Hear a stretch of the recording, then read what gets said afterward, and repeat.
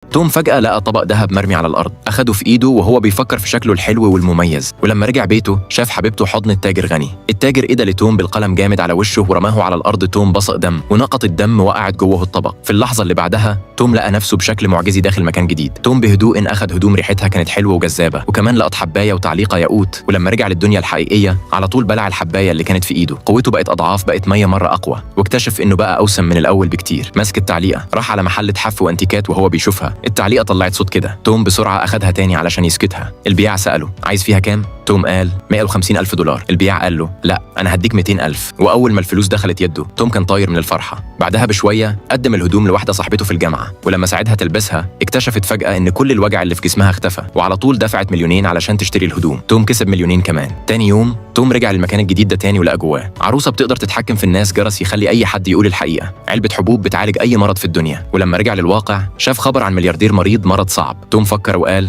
لو قدرت أعالجه أكيد هكسب ثروة ملهاش نهاية.